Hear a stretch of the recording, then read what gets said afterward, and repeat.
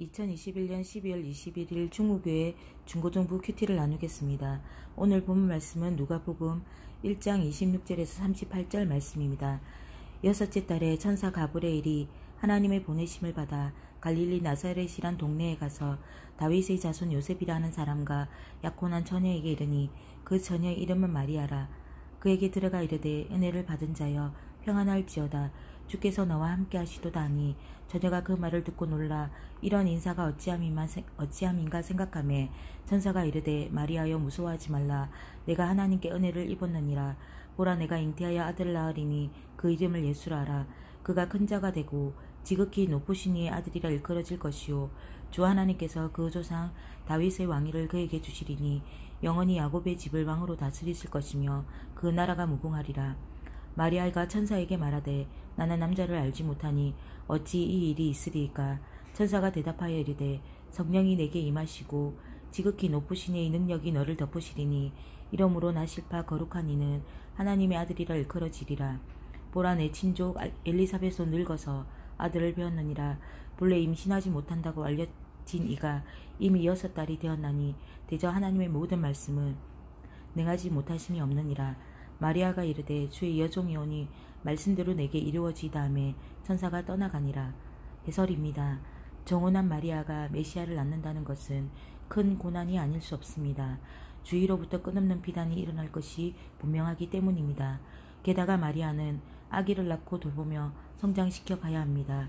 마리아의 마음을 졸이는 아픔이 끊임없이 일어날 것입니다. 그럼에도 불구하고 마리아는 믿음으로 하나님의 부르심에 답했습니다.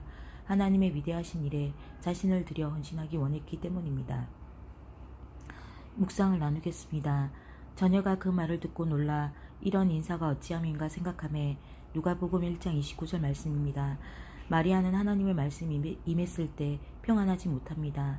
하나님은 평안하라고 하시지만 마리아에게 임한 말씀은 마리아를 평안하게 할 수 없는 말씀들입니다.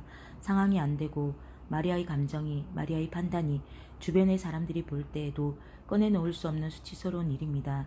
그리고 아기가 태어난다는 것은 잠깐 그 일이 있고 지나가 버리는 일이 아니라 계속 그 결과를 안고 가야 하고 나와 같이 있어야 하는 상황입니다. 이런 일들이 어떻게 마리아를 평안하게 할 수 있을까요?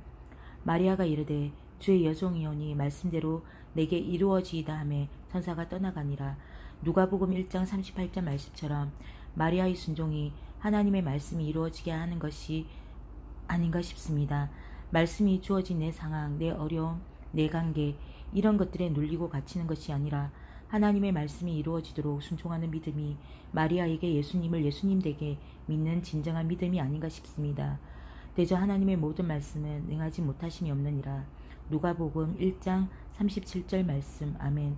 근데 하나님의 말씀을 마리아가 의지적으로 믿은 것이 아니라 그 말씀이 믿어지고 순종하게 되어졌던 것이 마리아에게 주신 하나님의 은혜입니다.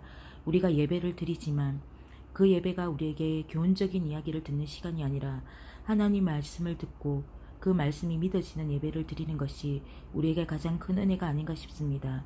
우리 충무교회 중고등부 학생 그리고 선생님들 모두에게 말씀이 들려지고 그 말씀이 믿어지는 은혜가 임하기를 기도합니다. 아멘.